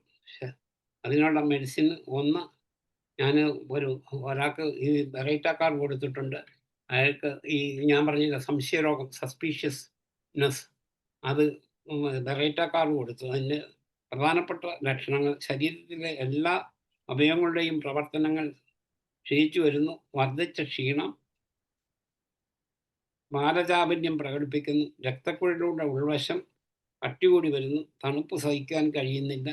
അതുകൂടാതെ ഈ സസ്പീഷ്യസ്നെസ്, വീട്ടിലുള്ളവർ, ഭാര്യയാണ് ഭർത്താവിനെ സംശയം, ഭർത്താവിന് ഭാര്യ സംശയം, വയസ്സനും വയസ്സിയാണെങ്കിലും കിളവനും കിളവിയാണെങ്കിൽ പോലുള്ള സംശയരോഗം, ഇതൊക്കെ ബെറൈറ്റ കാർഡ് നല്ലൊരു മെഡിസിനാണ്. ഇനി പഴക്കം ചെന്ന ഉണ്ടാകുന്ന സിനൈൽ ഡയമെൻഷ്യ ആണെങ്കിൽ ഇഗ്നേഷ്യ നല്ലൊരു മെഡിസിനാണ്. ഈ ഹെഡ് ഇഞ്ചുറി കൊണ്ടൊക്കെ ആണെങ്കിൽ നേട്രൽ സർപ്പ് നല്ലൊരു മെഡിസിനാണ്. തൻ്റെ ഇടം വിട്ടുപോകുന്നുള്ള അവസ്ഥ, എതിർത്ത് സഹിക്കുന്നതിന് കഴിവില്ലായ്മ, ആളുകളെ ഭയം, ഒറ്റയ്ക്കിരിക്കുന്നതിന് ഭയം, കോപം, വ്യാകുലത, വാക്കുകൾ ഉപയോഗിക്കുമ്പോൾ തെറ്റായി പ്രയോഗിക്കുക, ഇതൊക്കെ ലൈക്കോപ്പൊഡിയത്തിൻ്റെ സിംറ്റം. ഓൾഡ് ഏജിൽ ഞാൻ ഒരുപാട് കേസുകൾ കുറച്ചിട്ടുണ്ട്. അത് പ്ലാറ്റസ് വിത്ത് പ്ലാറ്റിനസ് വിത്ത് പ്ലാറ്റസ് കാണും. പിന്നെ ഓർമ്മക്കുറവ് വളരെയധികം ഉണ്ടാകുന്നതാണ്. അതിന് ഒന്നാം തരം ഒരു മെഡിസിനാണ് ലൈക്കോപ്പൊഡിയം. പിന്നെ ഭാഗികമായ സ്തംഭനത്തോടു കൂടിയ സിനൈൽ ഡയമെൻഷ്യയ്ക്ക് ഒന്നാം തരം മെഡിസിനാണ് ആഴ്സ് അയഡൈഡ്. പിന്നെ അതിൻ്റെ കൂട്ടത്തിൽ കാലിപോസ് ഒരു സിക്സത്ത് ഒരു നല്ല ഔഷധമാണ്. പിന്നെ വിഷാദം രോഗമാണെങ്കിൽ ആഴ്സനിക് ആൽബം ഒരു നല്ല മെഡിസിനാണ്. ദുഃഖവും മാനസികമായി വലുതായി അനുഭവപ്പെടുന്ന അസ്വസ്ഥതയും വലുതായ ആദിയും ആകാംക്ഷയും മരണഭീതിയും രാത്രികാലങ്ങളിലുണ്ടാകുന്ന ആദി കിടക്കയിൽ നിന്നും രോഗിയെ ഉണർത്തി ഓടിക്കുന്നു. അർദ്ധരാത്രിക്ക് ശേഷം, അതായത് ഒരു 12 to 1 o'clock അഗ്രവേഷൻ ആണ് കൂടുതൽ അതിൻ്റെ അകത്ത്. അതുപോലെയുള്ള ഒരു ആദിക്കുള്ള വിഷാദ രോഗത്തിനുള്ള വേറൊരു മെഡിസിനാണ് അക്കണൈറ്റ്. ഇത് തമ്മിലുള്ള വ്യത്യാസം ഒരു ചെറുതാണ്. അതായത് ഈ ഫിയറും ആൻസൈറ്റിക്കും ഉള്ള അക്കണൈറ്റിൻ്റെ ഫിയർ എന്ന് വെച്ച് കഴിഞ്ഞാൽ ഇങ്ങനെ ക്ലോക്കെ നോക്കിക്കൊണ്ടിരിക്കും, ഇന്ന സമയമാകുമ്പോൾ ഞാൻ മരിക്കും, ടൈമും ഡേറ്റും വരെ നോക്കിയിരിക്കാം. പക്ഷെ പെട്ടെന്ന് തന്നെ ആശുപത്രി കൊണ്ടുപോയി മരിച്ചു പോകുമെന്നുള്ള തോന്നല. അപ്പം അതിനിപ്പോൾ ആർസനിക് ആൽബിൻ്റെ ആണെങ്കിൽ മരുന്ന് കഴിക്കരുത്, ഞാൻ ചാകാൻ റെഡി ആയിട്ടിരിക്കുക. എൻ്റെ ഒരു സുഹൃത്ത് അന്ന് 40 വയസ്സുള്ളപ്പോൾ ഹോമിയോപ്പതി പഠിക്കാൻ തുടങ്ങി, ഇപ്പോഴും ജീവിച്ചിരിപ്പുണ്ട്. 90-95 വയസ്സായി. പുള്ളിയെ ഒരു പ്രാവശ്യം ഞങ്ങളുടെ കൂട്ടുകാരെല്ലാം കൂടെ കാണാൻ ചെന്നപ്പോഴത്തേനും പുള്ളി പറഞ്ഞു, നിങ്ങളാരും വരണ്ട, പൊക്കോ, ഞാൻ ചാകാനായിട്ടെല്ലാം റെഡി ആയിട്ടിരിക്കുക, അധികം നേരം കാണുകയില്ല, നിന്നാൽ അതുകൂടെ കണ്ടേച്ചും പോകാൻ കൂട്ടിയിട്ട് പോകാൻ പറഞ്ഞെന്ന് പറഞ്ഞ മാതിരിയുള്ളൊരു തോന്നല. അത് ആഴ്സനിക് ആൽബിൻ്റെ സിംറ്റം, അതാണ് പ്രധാനം. പിന്നെ അത് ഡിഫറൻഷ്യേറ്റ് ചെയ്ത് കഴിഞ്ഞാൽ പിന്നെ അധികം ഒന്നും പറയാൻ പറ്റിയില്ല. അതുകൊണ്ട് അതുകൊണ്ട് ഡിഫറൻസിയേഷനോട്ട് കൂടുതൽ പോകുന്നില്ല. ക്ഷീണം കണ്ടമാനം ഉണ്ടെങ്കിൽ കാഡ്മിയം ഫോസാണ് മരുന്ന്.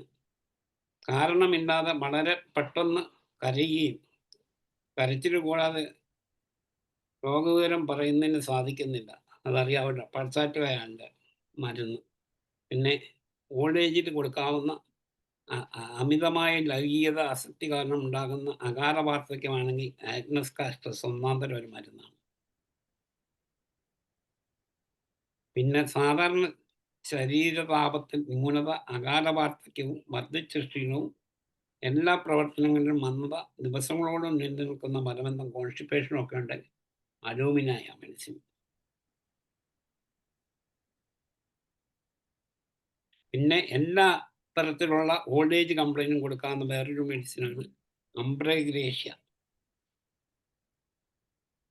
പിന്നെ ഓർമ്മശക്തിയും ബുദ്ധിശക്തിയും നശിക്കുന്നു. പെട്ടെന്നുണ്ടാകുന്ന മറവി രോഗിക്ക് താൻ 2 വ്യക്തികളായി തോന്നുന്നു. ഒന്ന് പ്രവർത്തനാജ്ഞാപിക്കുകയും മറ്റേത് അതിനെ നിരോധിക്കുകയും ചെയ്യുന്നു. അതായത് ബൈപ്പോളാർ പോലെയുള്ള ഇതിന് അതിനേക്കാൾ അതിൻ്റെ അകത്ത് കേഴ്സിംഗ് ഉണ്ട്, ക്രുവാലിറ്റി ടു ആനിമൽസ് ഉണ്ട്, പശുവിനെയും പട്ടിയും പൂച്ചയൊക്കെ തല്ലും, പിന്നെ ആരോടും രാഗും, വേറെ ഒന്നും ചെയ്യാൻ പറ്റിയല്ല, പ്രായമായില്ലേ, ദേഷ്യമൊന്നും ചെയ്തപ്പോൾ നീ നശിച്ചു പോകുന്നങ്ങ് പറയും, നീ വണം പിടിക്കരുതെന്നൊക്കെ പറയും. അതൊക്കെ അനാക്കാർഡിയത്തിൻ്റെ സിംറ്റമാണ്.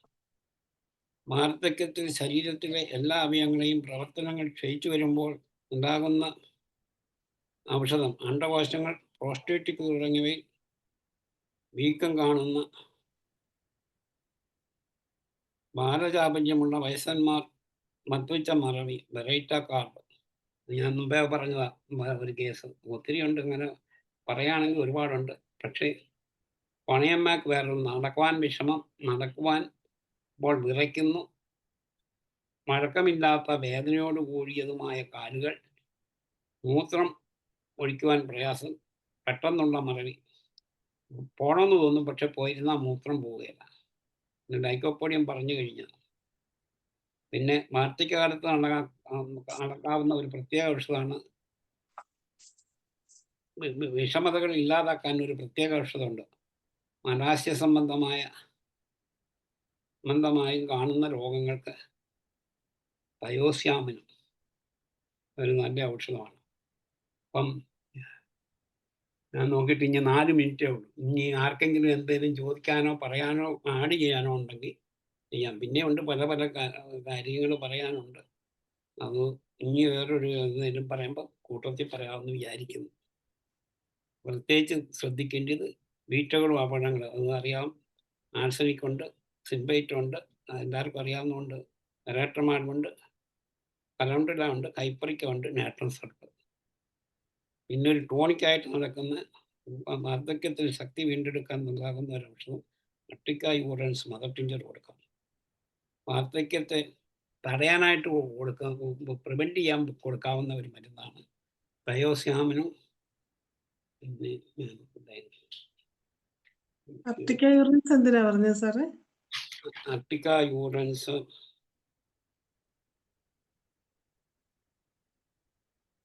അതൊരു ടോണിക്കായിട്ട് കൊടുക്കാം. ഓൾഡ് ഏജ് കുറച്ചൊക്കെ പ്രിവെൻറ്റ് ചെയ്യും. പിന്നെ ജിൻസാങ് ഒരു മെഡിസിനാണ് ഈ ഓൾഡ് ഏജിന് കുറേയൊക്കെ കൂടുതൽ. ജിങ്കോബൈലോമ ഞാനത് പറയാൻ മറന്നു. ഓർമ്മശക്തിക്ക് കൊടുക്കാവുന്ന ഒരു പ്രത്യേക മരുന്നാണ് ജിങ്കോബൈലോമ, ബ്രിമ്മി, പിന്നെ കാരിബോസ് 6X. ഇത് ജിങ്കോബൈലോമയുടെ വാർദ്ധക്യത്തിനുണ്ടാകുന്ന ഒരു ടോണിക്കാണ്. ജീവശക്തി വർദ്ധിപ്പിക്കുകയും ശാരീരിക ക്ഷീണം കുറയ്ക്കുകയും ചെയ്യുന്നു. രക്തസംക്രമണം ത്വരിതപ്പെടുത്തുന്നതിനും ഓർമ്മശക്തി കൂട്ടുന്നതിനും ശരീരത്തിൻ്റെ പ്രതിരോധ ശക്തി വർദ്ധിപ്പിക്കുന്നു. ഞാൻ 1-2 കേസുകളിൽ ഈ ജിങ്കോബൈലോമായും കാരിബോസും അംബ്രോട്ടാണോ കൊടുത്ത് കുറേ കേസുകൾ കുറവാക്കിയിട്ടുണ്ട്. ഈ ഡയമെൻഷ്യ തീർത്ത് എൻ്റെ ഒരു പ്രധാനപ്പെട്ട വാക്കൂടെ പറഞ്ഞ് നിർത്തട്ടെ. അത് ഡയമെൻഷ്യ അഥവാ തീർത്ത് കുറയ്ക്കാൻ പറ്റിയെങ്കിലും ആരംഭത്തിലെ കണ്ടുപിടിക്കാൻ സാധിച്ചാൽ കൂടുതൽ വഷളാകാതെയും കൂടുതൽ പ്രശ്നത്തിലോട്ട് പോകാതെയും രോഗിയെ രക്ഷിക്കാൻ തീർച്ചയായിട്ടും ഹോമിയോപ്പതിക്ക് സാധിക്കും. അത് കണ്ടുപിടിച്ച ഹനുമാനും അതുപോലെ ഇതെല്ലാം നമുക്ക് ഇല്ലാത്ത അസുഖങ്ങൾക്ക് ഏത് രോഗം വന്നാലും വന്ന രോഗങ്ങൾക്കും വന്നുകൊണ്ടിരിക്കുന്ന രോഗങ്ങളും വരാനിരിക്കുന്ന രോഗങ്ങൾക്കും നമുക്ക് ഹോമിയോപ്പതി മരുന്നുണ്ട്.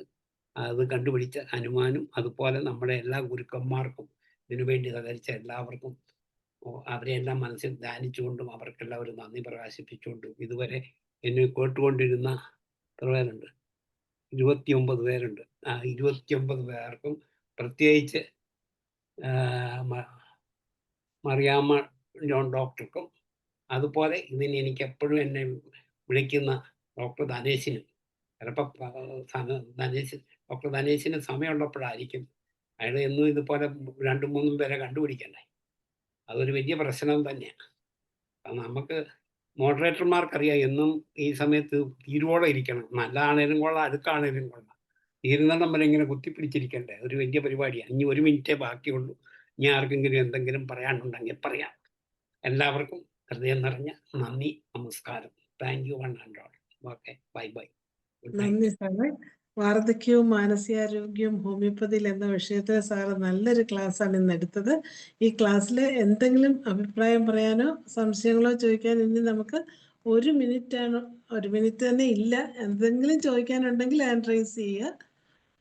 ഒരു സമയമായിട്ടുണ്ടെങ്കിലും അത്യാവശ്യം എന്തെങ്കിലും ചോദിക്കാനുണ്ടെങ്കിൽ ഹാൻഡ് റൈസ് ചെയ്യണേ.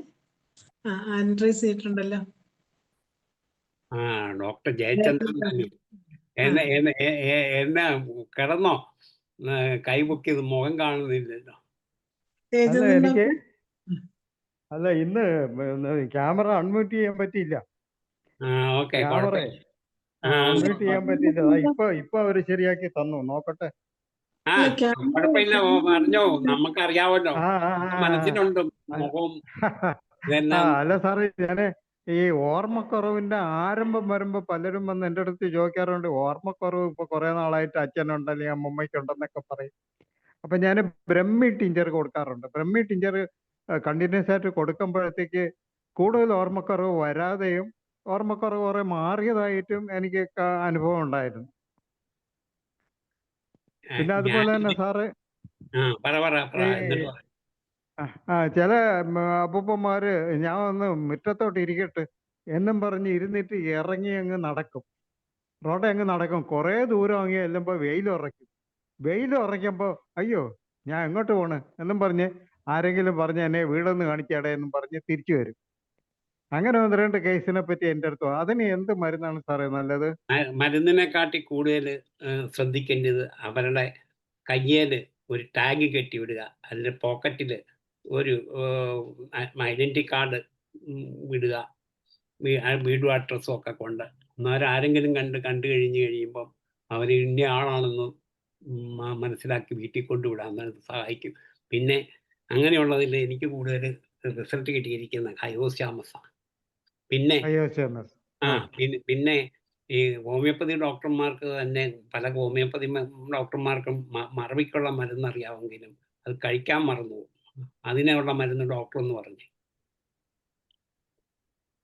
കേട്ടോ? കേട്ടു. ഡോക്ടർ മറുപടി പറയാൻ പറഞ്ഞു. മരുന്ന് അറിയാമെങ്കിലും ചിലപ്പോ കഴിക്കാൻ മറന്നു പോകും. അതെ അതെ, അങ്ങനെയുണ്ട്. അതിന് എന്ത് മരുന്ന് സാറ് തന്നെ പറഞ്ഞ? അതായത് ചെവിയെ മൂത്തവരിയ്ക്കുമ്പോ എപ്പം മറന്നു ഇളയവരെന്ത് വന്നോ? പറയാ? പഴയ കാലത്ത് പിള്ളേരെ സാറന്മാർ ചെവിക്ക് ഞുള്ളും, ചെവിയാൻ നുള്ളിയാൽ ഓർമ്മ വരുമെന്നാ പറയുന്നത്. ഇതിനെ ഞാൻ ഒരു വല്യമ്മയെ കണ്ടിട്ടുണ്ട്. എന്നേലും ഒരു സാധനം എടുക്കാൻ പോയി അവിടെ ചെന്ന് കഴിയുമ്പോൾ മറന്നു പോകുമ്പം വല്യമ്മ തലക്കിട്ടൊന്ന് ഇടിച്ചു കഴിയുമ്പോൾ ഓർക്കും. അവിടെ നിന്നേച്ചും തലക്കിട്ടൊന്ന് 2 പ്രാവശ്യം ഇടിക്കുമ്പം വല്യമ്മ ഓർക്കും. അങ്ങനെ ചില ട്രിക്കുകളൊക്കെ ഉണ്ട്, കണ്ടിട്ടുണ്ട്. പിന്നെ പക്ഷെ സാറേ പണ്ട് കാലത്തൊക്കെ എന്ന് വെച്ചാൽ ഈ കൂട്ടുകുടുംബമായിരുന്നു. കൂട്ടുകുടുംബം ഒരു അപ്പൂപ്പനും അമ്മൂമ്മ ഉണ്ടെങ്കിൽ അവിടെ മക്കള്, മരുമക്കള്, ചെറുമക്കള് കുറെ എണ്ണം കാണും. അപ്പൊ ഇവരെയൊക്കെ എത്ര വയസ്സായാലും നോക്കാൻ ആളുണ്ട്. പക്ഷെ ഇന്നങ്ങനെയല്ല. ഇന്നിപ്പോ പിന്നെ കല്യാണം കഴിച്ച പെണ്ണും ചെറുക്കനും കൂടെ അങ്ങ് പോകും, മോനും പെണ്ണും കൂടെ വേറൊരിടത്തോട്ട് പോകും. അപ്പനും അമ്മയും ഒറ്റയ്ക്കാവും. അപ്പനും അമ്മയും ഒറ്റയ്ക്കാവുമ്പോഴത്തേക്ക് അവര് പുറത്തിരുന്നിട്ട് ഒരാളങ്ങ് ചാവുമ്പോൾ മറ്റൊരാളെ സഫർ ചെയ്യും. പിന്നെ അങ്ങനെ ഏതെങ്കിലും അനാഥാലയത്തിൽ കൊണ്ടാക്കും. ഇതാണ് ഇപ്പൊ നാട്ടിൽ നടക്കണം. അങ്ങനല്ലേ സാറേ? അതെ, ശരിയാ. അതൊക്കെ അതിനെ കണ്ടല്ലോ ഞാൻ കുറെ ഉപായങ്ങൾ പറഞ്ഞല്ലോ. അത് നമ്മളും വയസ്സനാകും എന്നുള്ള നമ്മളെയും ആർക്കും വേണ്ടാത്ത ഒരു ദിനം വരുമെന്നുള്ള ഒരു തോന്നൽ നമുക്കുണ്ടായാൽ ഇതിനൊക്കെ പരിഹാരമാവും. അതെ അതെ അതെ അതെ. സാറിനൊരു നന്ദി പറയണേ. എന്തേ? സാറിന് നന്ദിയും കൂടെ പറയണേ. അയ്യോ, സാറ് വന്ന് ഒരു മുതുമുത്തച്ഛനെ പോലെ നമുക്ക് ഇത്രയും ഒരു കഥ പോലെ തന്നെ നമുക്കെല്ലാം പറഞ്ഞ് നമ്മളെ പഠിപ്പിച്ചു തന്ന സാറിന് എത്ര നന്ദി പറഞ്ഞാലും മതിയാകത്തില്ല. സാറ് എന്നെ വയസ്സനാക്കണ്ട. I am so old but I am not so young also, but I am not so old. Okay. പക്ഷെ മുടി വെളുത്തു പോയത് കൊണ്ടാണ് നമുക്ക് അങ്ങനെ തോന്നിയത്. മുടി കറുത്തിരുന്നെങ്കിൽ നമ്മളത് പറയത്തില്ലായിരുന്നു. സാധാരണ പതുപോലെ കാണുന്നതല്ല. സാറിന് ഏതോ കടപ്പുറത്തോ ഏതോ പാലത്തിന്റെ മണ്ടയിലൊക്കെയാണ് ഇപ്പൊ ഇരിക്കുന്നത്. സാധാരണ സാറ് വീട്ടിലാണ് ഇരിക്കുന്നത്. അതുകൊണ്ട് സാറും വഴിയേറ്റി വന്നാണോ എന്നാണ് എന്റെ സംശയം. എന്തായാലും സാറ് ഏത് വഴിയായാലും ഇവിടെ വന്ന് നമുക്ക് ഇങ്ങനെ നല്ലൊരു കഥ പറഞ്ഞു തന്ന സാറിന് എത്ര അഭിനന്ദിച്ചാലും വരത്തില്ല. സാറ് ഇതുപോലെ ഒരു അധികം നാള്, വളരെയധികം നാള് നമുക്ക് ഇതുപോലെ കഥ പറഞ്ഞുതരാൻ ജീവിച്ചിരിക്കട്ടെ എന്ന് ദൈവത്തോട് പ്രാർത്ഥിക്കുന്നു. അതുകൊണ്ട് സാറിന് നമ്മുടെ ഈ പ്ലാറ്റ്ഫോമിലുള്ള എല്ലാവരുടെയും പേരിലുള്ള നന്ദിയും സ്നേഹവും കടപ്പാടും അറിയിച്ചു കൊള്ളുന്നു. സാറ് നാളെ മറ്റന്നാളും വീണ്ടും കാണണം. Okay, thank you very much. Bye ഈ പ്രോത്സാഹനമാണ് എന്റെ ഈ ക്ലാസ് എടുക്കാനുള്ള ഉത്തേജനം. Okay, thank you very much. Sir പോയി സുഖമായിട്ട് ഉറങ്ങുക.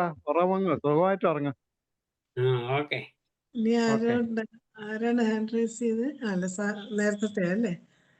എന്തായാലും നമുക്കിനി 5 മിനിറ്റും കൂടെ അധികമായി. ഇത്രയും നല്ലൊരു ക്ലാസ്, പ്രത്യേകിച്ച് ഇന്ന് ഈ ഡിമെൻഷ്യയെക്കുറിച്ച്, വാർദ്ധക്യത്തിൽ നമ്മൾ എങ്ങനെ അവരെ കാണണം എന്നുള്ളതിനെക്കുറിച്ച് വളരെ വിശദമായിട്ടാണ് സാറ് നമുക്ക് ക്ലാസ് എടുത്തത്. ഇത്രയും നല്ല ക്ലാസ് തന്ന സാറിന് ഒരിക്കൽ കൂടി നന്ദി അറിയിക്കുകയും വീണ്ടും ഇതിൻ്റെ ബാക്കി ഭാഗവുമായിട്ടും അതിൻ്റെ മെഡിസിനുമായിട്ടും വരണമെന്ന് അപേക്ഷിക്കുകയും ചെയ്യുകയാണ്. അങ്ങനെ നമ്മുടെ 1902 പ്രതിദിന സൂം വെബിനാർ വളരെ ഭംഗിയായിട്ട് നടന്നു. ഇതിൽ പങ്കെടുത്ത എല്ലാവർക്കും പ്രത്യേകം നന്ദി അറിയിക്കുകയാണ്. നമ്മുടെ സൂം വെബിനാർ ഇന്നത്തെ സൂം വെബിനാർ ഇവിടെ അവസാനിക്കുകയാണ്. എല്ലാവർക്കും ശുഭരാത്രി.